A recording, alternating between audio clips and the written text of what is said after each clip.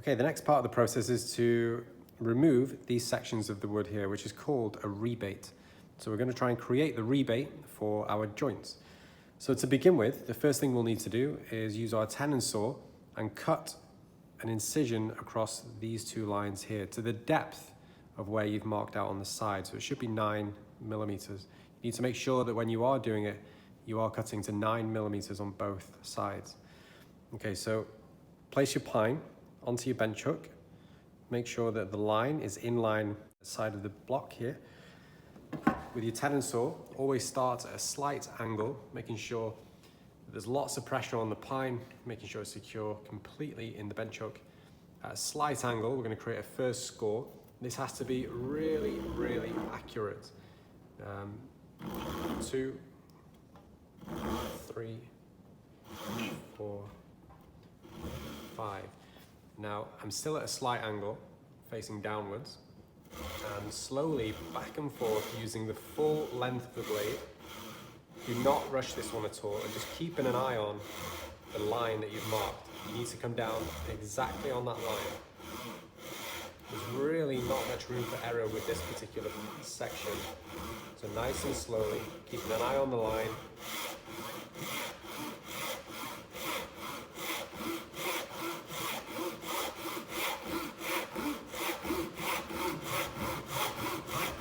I'm still at an angle. I'm not completely flat. If I go completely flat, I'm likely to miss the line. So just keep going at a slight angle.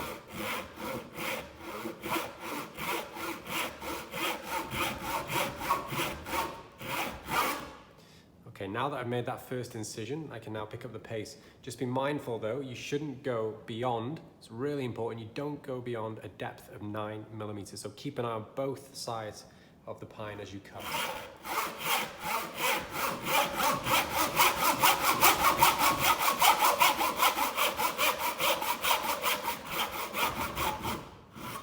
Okay, I'm just going to pull out and just check. So you can see here, I'm not quite made the 9 mil.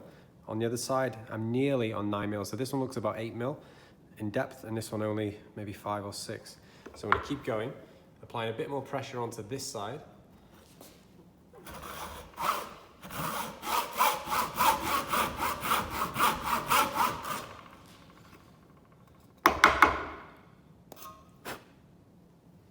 Almost there.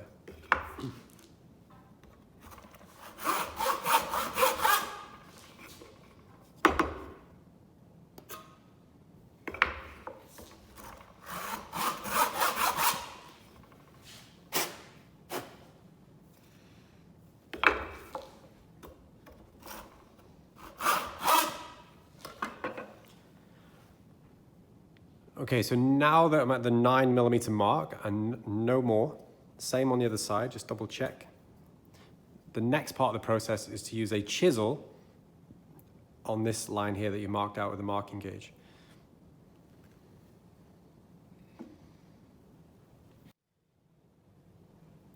Okay, so the next part of the process is to remove this rebate here. So we need to remove this section. We've made the incision with the tenon saw. Now we're going to use a chisel to remove that particular part of the wood. Now there are 3 types of chisels. Well, 3 different size chisels. We've got a 25 mil, a 12 mil, and an 8 mil. Personally, I think you should be using the 25 mil or the largest one that you can get hold of. It's a little bit easier. You'll also need a mallet, a wooden mallet. All of these are accessible in the tool cabinet. Okay, so in terms of use, it's really important that when you place the blade down, you want the chamfered edge, or the chiseled edge, to be pointing away from your work. Okay, so that's where we want the direction of the wood to fall out. If you have it inverted like this, then you're going to put pressure and strain on the wood, which will make it likely split. So make sure that the chamfer or the chisel is facing outwards. And we're going to chisel 2 millimeters in depth at a time until we get to 9, or 3 millimeters every time until we get to that 9 millimeter depth.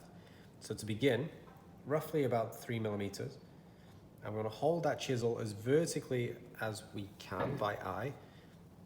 And then we're going to lightly tap with the chisel.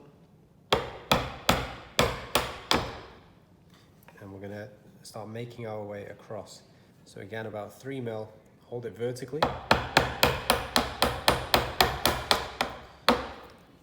It might sound like I'm hitting this hard, but I'm really not. Just light taps is the best way.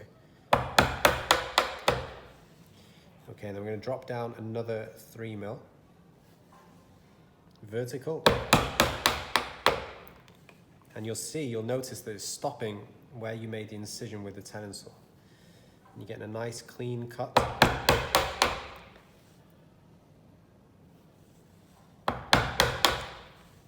Okay, so this is the most important bit. So when you get to this final edge, if you haven't used a marking gauge to create that incision, that scribe, then I suggest you do so. If you need help, do ask your teacher to do it. It'll make life a whole lot easier.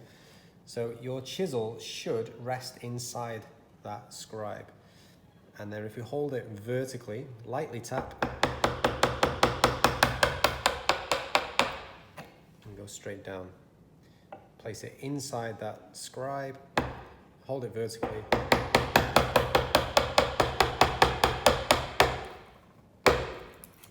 And then lightly tap. Last one.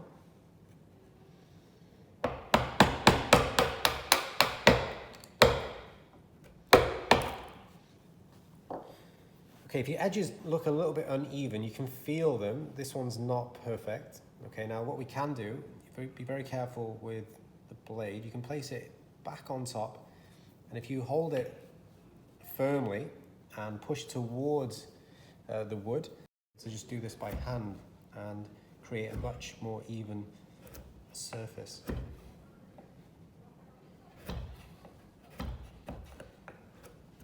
You can then remove the shavings by just going adjacent like this.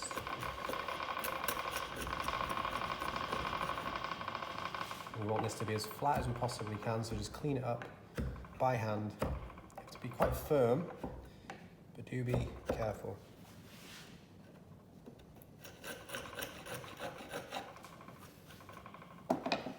We should have a nice 90-degree angle here and on that side.